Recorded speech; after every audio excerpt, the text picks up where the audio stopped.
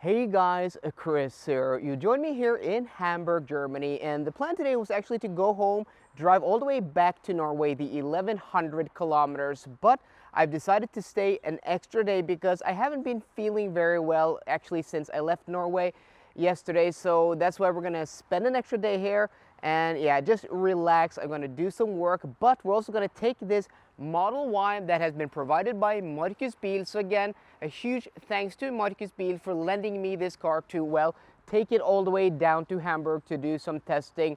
There will be a link in the description box down below to their dealership. So if you live in Norway, you're looking to buy or sell an EV, those are the guys to talk to. But in today's video, instead of driving home, which we're gonna do tomorrow, we're gonna do an Autobahn test. I'm gonna test this thing out on the Autobahn at VMAX and yeah, tell you guys how it is driving this fast in Germany. So we're actually at 96% battery because, as I said, the plan was actually to go home today, drive all the way back to Oslo. So yesterday I charged over here at the supercharger to 98% and then I drove here, and then we've lost a percent during the night because we were here with 97% yesterday. But okay, that should mean we do have enough juice in the battery to, you know, do a few VMAX sessions. Though it's been quite cold tonight and now it's 9 degrees Celsius. The battery might be a little bit cold, but we're actually gonna go all the way here to Bustilbeck, and then we're gonna go down on the 261 till we hit the number one here, the Autobahn here. We should have stretches of the restricted Autobahn there, and you know, enough space to do some proper high speed testing. And also guys, before I forget it, I'm actually giving away a Zaptec Go home charger to a lucky subscriber once we hit that 30K mark. And yeah, we're only a few thousand subscribers away from hitting 30,000. So if you want to be entered into that giveaway, you have to click that subscribe button down below. And also, before we set off, hit that like button also. That is much appreciated. So thank you very much. We are now Oscar Mike, and it's nice being outside of Norway, especially here in Germany, and seeing that they also have bad roads here. That is not only in Norway.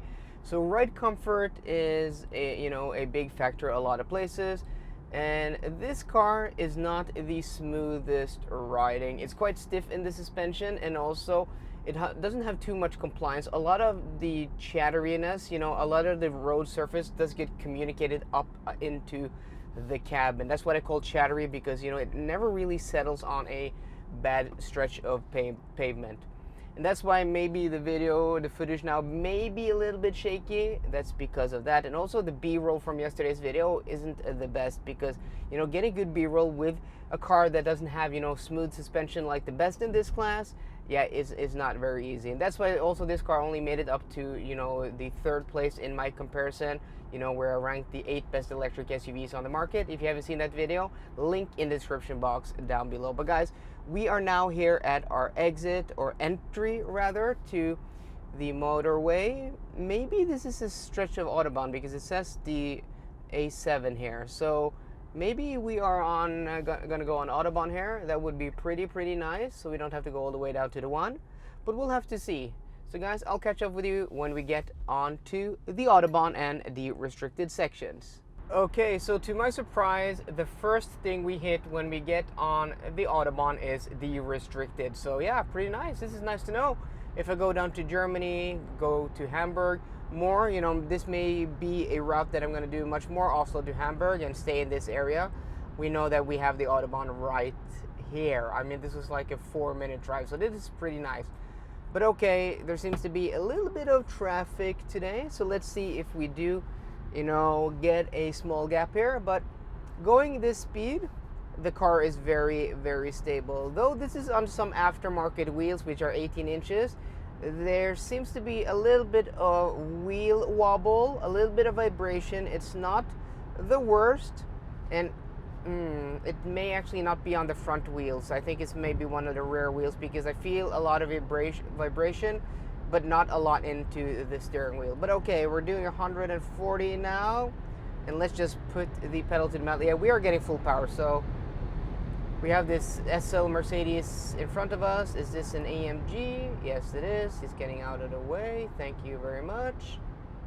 Okay, let's see. We have now a gap. That was a V8. Yeah, of of course, 63. Okay, let's see.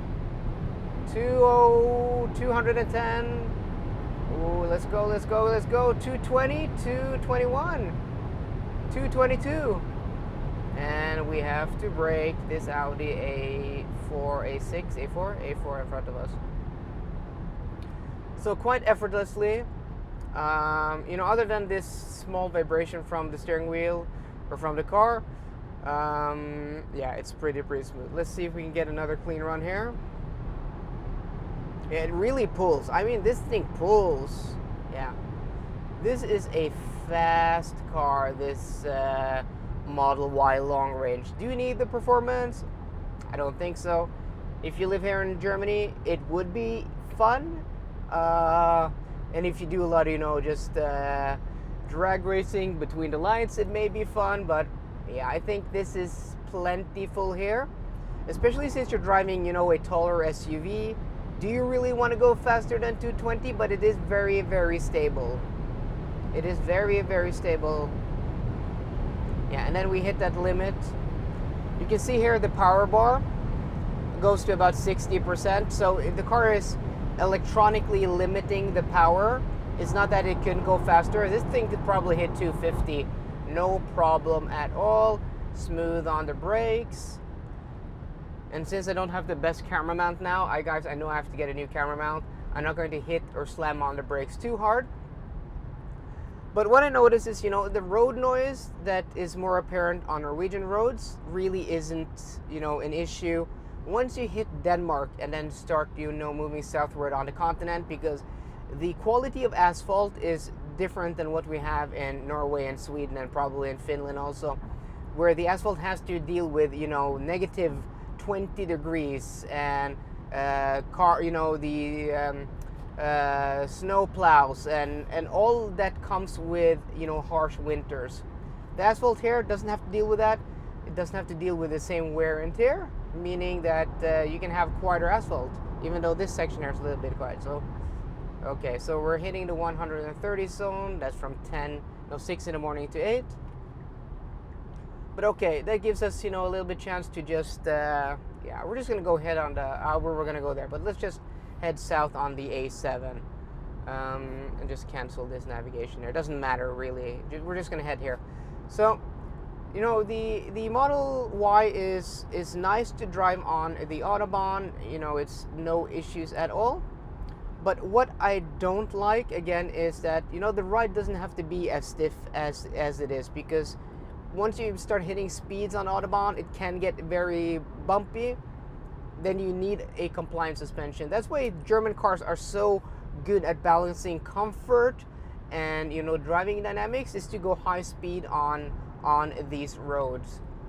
And because this car isn't engineered here, or probably some of the engineering is done in Germany, but since this, essentially is an American car, it wasn't engineered in this environment. So that's why German cars often, are so great at high-speed driving.